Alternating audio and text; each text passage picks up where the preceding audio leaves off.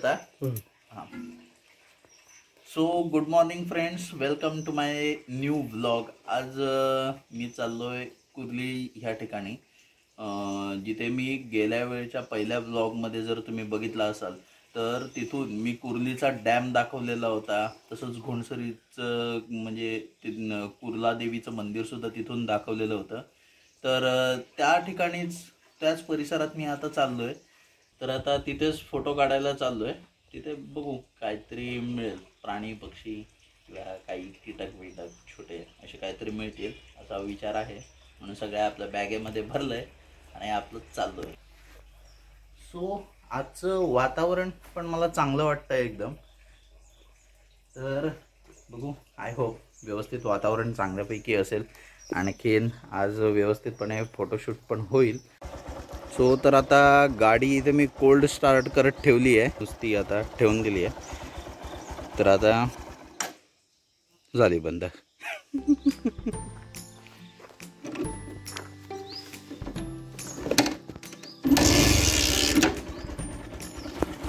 So परत चालू आता केली गाडी. आता लेट्स गो.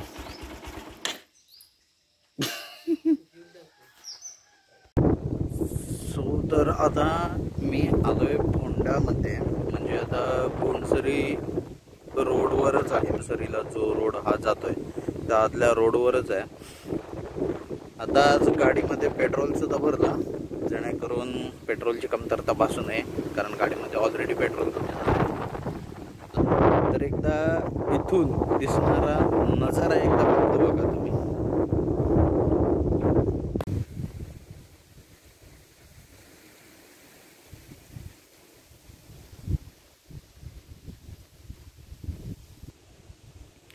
मी जो प्रिव्हियस व्लॉग बनवलेला होता, जो दाजीपूरला आम्ही गेलेलो, तर ते दाजीपूरला आम्ही ज्या कड्यावर गेलेलो तो कडा हे इकडे ह्या टोकाकडे आहे. तर सपोज आपल्याला कुर्लीत ज्यावेळी मी जाईन त्यावेळी तिथून आय होप दिसण्याची शक्यता आहे. तिथून म्हणजे व्यवस्थित पद्धतीने तो कडा दिसेल असं वाटतंय. जर दिसला तर मी नक्कीच या व्हिडिओमध्ये टाकेन. तो गाईज, तर आता मी पोचलोय ह्या कुर्ली घोणसरीच्या डॅमकडे. तर आता ही बघू शकाल तुम्ही, पलीकडनं ह्याच रोडने मी आता आलोय, जो फोंड्यावरून येतो. आणखीन हाच रोड परत कुर्लीला जातोय. तर माझ्याबरोबर हे काका आहेत, तर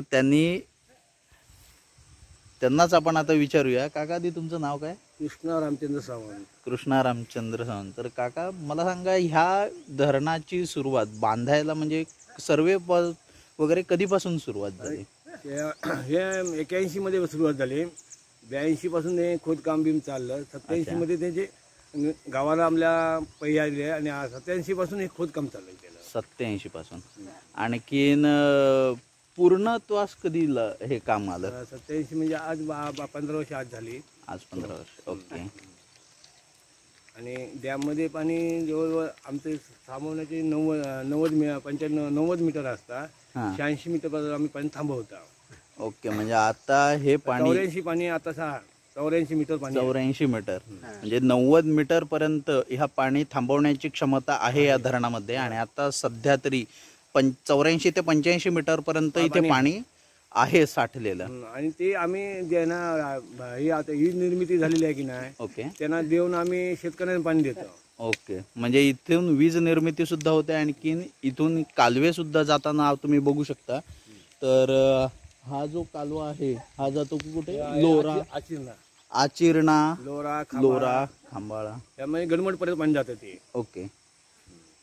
आणि तसंच जर बघाल तर हा सुद्धा एक कालवा आहे जो की घोणसरीला पाणी पुरवठा करण्यासाठी जातो.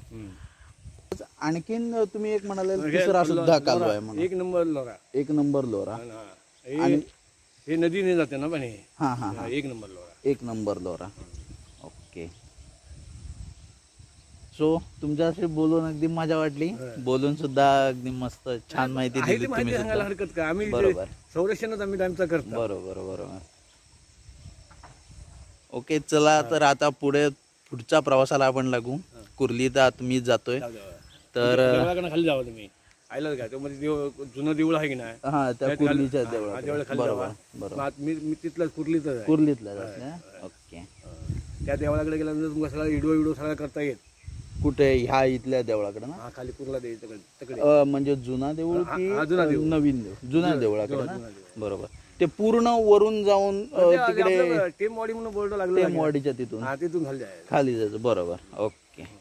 आणि जर पुढे जर बघायचं असेल हा तर पुढे आमची मोरजाई माता देऊळ मंदिर आहे हा, ना, बारकाती बघा केलेला आहे पुढे, तिथे सगळं संपूर्ण पॉट दिसतो अगदी तिथपासून ते इथपर्यंत. ओके. तर धन्यवाद काका. काय करायचं. धन्यवाद. चला तर आता पुढच्या प्रवासाला लागू. आता जसं काकांनी सांगितलंय तर त्या काकाने सांगितल्याप्रमाणे कुर्ला देवीच्या तिथे जाऊन तिथे काही व्हिडिओ करता येतात काय बघू. तिथे आसपास पाण्यात सुद्धा तिथून जाता येतं. पायरीकडे पाणी लागून आहे अगदी त्या देवाच्या आरामात सगळं घेता येतात. अच्छा पूर्ण ठीक आहे ठीक आहे. सो तर आता पुढचा प्रवास स्टार्ट इथून. तर आता मी आहे ह्या कुर्ली गावाच्याच रोडवर. तर आणि आता माझं ज्या कामासाठी मी आलोय तर आता त्या कामाला सुरुवात झालेली आहे. आणि जे पहिलंच मला मिळालं आहे ते म्हणजे हे बघा.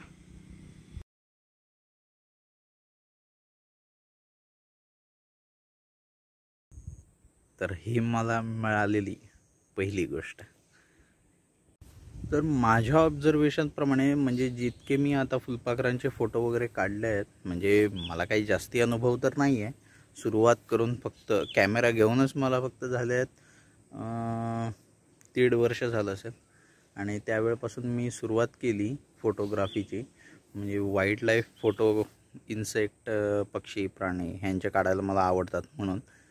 तर त्या ह्याच्यात मला फुलपाखरांचं एक असं ऑब्झर्वेशन आहे की ज्यावेळी कोवळं ऊन येतं म्हणजे 8, 8:30, 9 हा जो पिरियड आहे सकाळचा, तर ह्या पिरियडमध्ये फुलपाखरं बऱ्यापैकी स्टेबल असतात आणि एका जाग्यावर थांबतात, जेणेकरून ती पंख अगदी पूर्ण उघडतात, जेणेकरून पूर्ण सकाळचं व्यवस्थित त्यांना ऊन वगैरे म्हणा किंवा काही असं त्यांना मिळेल.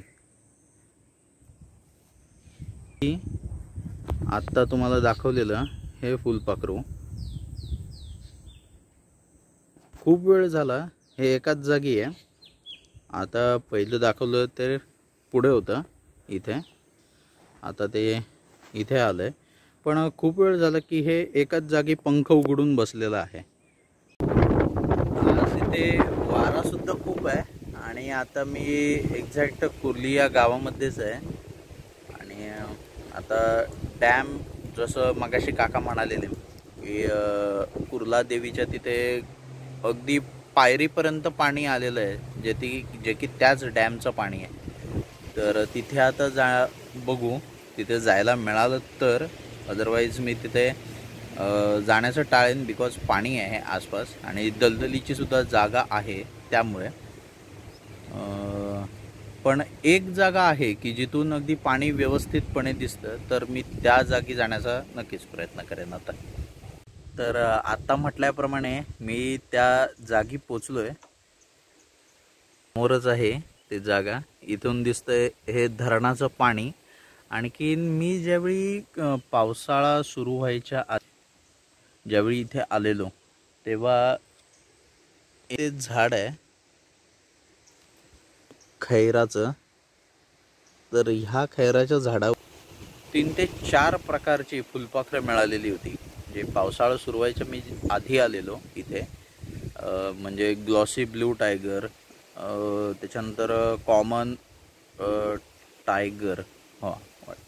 तर ही त्यांची नावं आहेत त्या फुलपाखरांची. त्यांचे फोटोजसुद्धा मी अटॅच करेन, या व्हिडिओमध्ये टाकेन.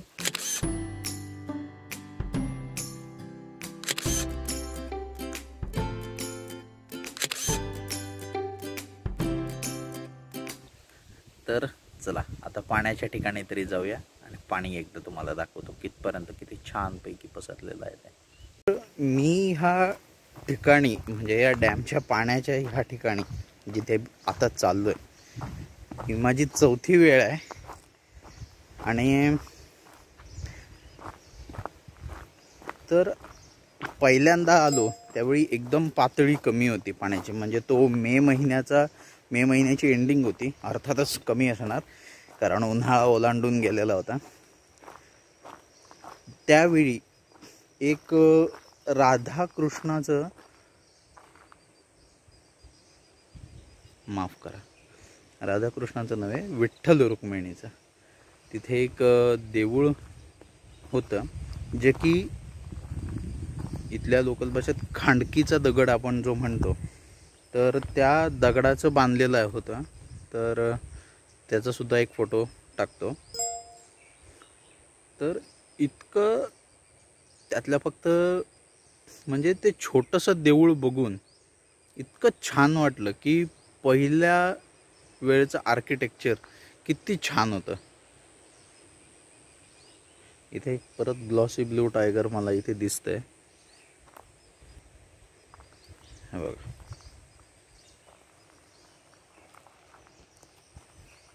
गेला परत. आता हा हळूहळू ऊन जसं वाढत जाईल तसं तसं फुलपाखरं एका जाग्यावर टिकणं खूप मुश्किल आहे. तर चला तोपर्यंत आपण पाण्याच्या ठिकाणी जाऊ. सो आपण इथे आता त्या डॅमच्या पाण्याच्या ठिकाणी पोचलो आहे. तर हे जे समोर दिसतंय हेच ते डॅमचं पाणी पूर्ण.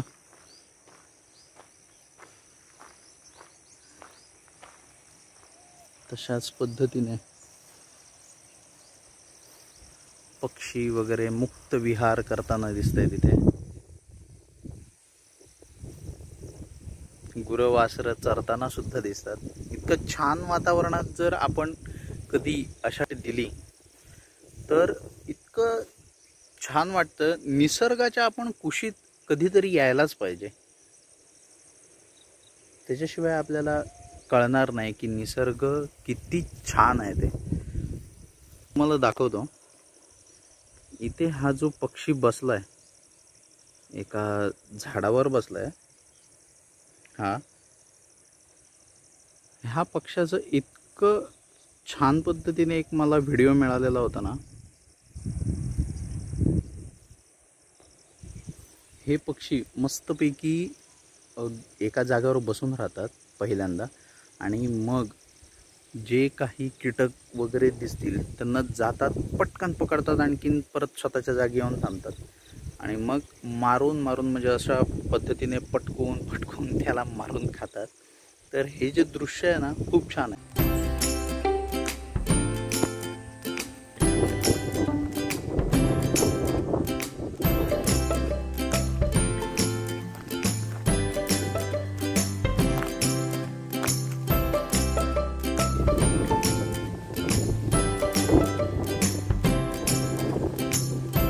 जो थंड वारा इथं सुटलेला आहे ना, एकदम मन मोहून टाकतो. तसंच हा आसपासचे डोंगर वगैरे जे आहेत, आता पलीकडे बघाल ते हे सर्व डोंगर आहेत, माझ्या मागे सुद्धा डोंगर आहेत. तर इतकं छान इथे वातावरण वाटतंय ना. माझी 4थी ट्रिप सुद्धा एकदम सफल झाली असं म्हणायला काहीच हरकत नाही. म्हणजे मी ज्या ट्रिपला येतोय, म्हणजे इथे जितक्या वेळी आलो तितक्या वेळी पाणी थोडं वरच येताना दिसलं. म्हणजे पहिलं आलो त्यावेळी मला देऊळ दिसलं, जे विठ्ठल रुक्मिणीचं आतमध्ये होतं, खांडकीच्या दगडाने बांधलेलं. त्यानंतर दुसऱ्या ट्रिपला आलो त्यावेळी देऊळ म्हणजे फक्त कळसाचा भाग राहिलेला होता, बाकी संपूर्ण देऊळ पाण्याखाली गेलेलं होता. त्यानंतर तिसऱ्या ट्रिपला आलो तर ही जी समोरची झाडं होती, ही जी 2 झाडं दिसत आहेत, तर झाडांच्या मुळापर्यंत पाणी आलेलं होतं, आणि आता त्याच्यापेक्षा वर आलंय, जे पाण्याची पातळी वाढते. सो आता परत पुढचा प्रवास. इथे मला काही शॉट्स मिळाले आहेत चांगल्यापैकी, ते सुद्धा मी या व्हिडिओमध्ये इन्क्लूड करेनच.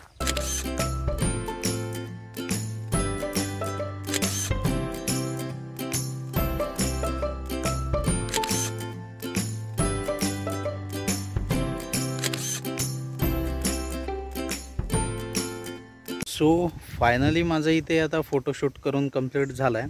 म्हणजे जे मला फोटोज वगैरे काढायचे होते ते मी आता काढून घेतले आणि आता पुढे काढू शकत नाही कारण माझी बॅटरी डिस्चार्ज झाली पूर्ण आणि माझ्याकडे स्पेअर बॅटरी नाही आहे. तर आधी पहिलं म्हणजे मला एक स्पेअर बॅटरी घ्यावी लागेल, कारण अशा ठिकाणी जर मी सपोज दिवसभरासाठी आलो शूटिंग करण्यासाठी तर माझ्याकडे एकच बॅटरी असल्या कारणाने मी इतकं फोटो काढू शकणार नाही. त्या कारणाने तर जे मी दाजीपूरला गेलेलो होतो, आणखीन तिथल्या कड्यावरून जो मी व्ह्यू दाखवलेला होता तर तो व्ह्यू म्हणजे इथे आहे. जे ते डोंगर दिसतात तर इथल्या कुठच्या तरी कड्यावर मी गेलेलो होतो. आणखीन ह्या बाजूला इकडे जो टोकावर दिसतंय इकडे शिवगड आहे किल्ला. आणखीन हे जे समोर उभा झेंडा दिसतोय आणि जो कळस दिसतोय ते आहे कुर्ला देवीचं मंदिर. एकतरी आता विचार हा असा चालू आहे की इथे मी आता मला 1-2 गावकरी भेटलेले तर त्यांना विचारलं की किल्ल्यावर जाण्यासाठी वाट कुठून आहे ती नेमकी. तर त्यांनी सांगितलं आहे की तुम्ही एक दिवस वगैरे असा ठरवा, कोणतरी आमच्या पैकी येईल असं ते म्हणाले आहेत. तर एकतरी दिवस नक्की ठरवू की त्या शिवगड किल्ल्यावर जाण्यासाठी, कारण माझ्यापासून सगळ्यात जवळ असलेला किल्ला हाच आहे. आणखीन मी अजूनपर्यंत या किल्ल्यावर कधी गेलो नाही आहे. तर एकदा तरी नक्कीच या किल्ल्यावर जाण्याचा आम्ही बेत आखू. आणखीन त्यावेळेचा सुद्धा व्हिडिओ नक्कीच येईल तुमच्या भेटीला.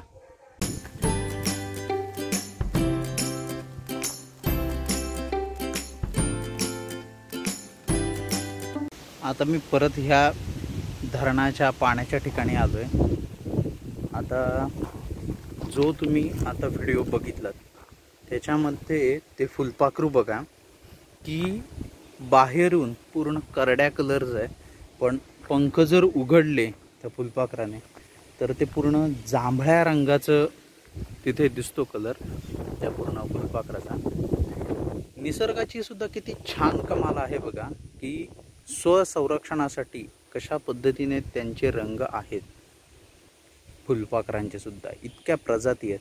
काही फुलपाखरं तर अशी आहेत की जर पंख मिटलेले जर त्यांनी असतील तर सुक्क पान पडलेलं आहे असाच भास होतो, पण जर निरखून बघितलं तरच ते फुलपाखरू आहे हे आपल्याला कळतं. सो तर इथे परत आलोय अशा कारणासाठी की मी आणली आहे नाश्त्यासाठी भाकरी बरोबर.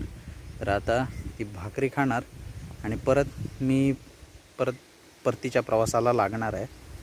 सो भाकरी खातो आणि परतीचा प्रवास चालू करतो. तर परत भेटू पुढच्या ब्लॉगमध्ये किंवा अन्य कुठचाही जर व्हिडिओ जो मी पुढे घेऊन येईन त्या व्हिडिओमध्ये आपण परत भेटू. तोपर्यंत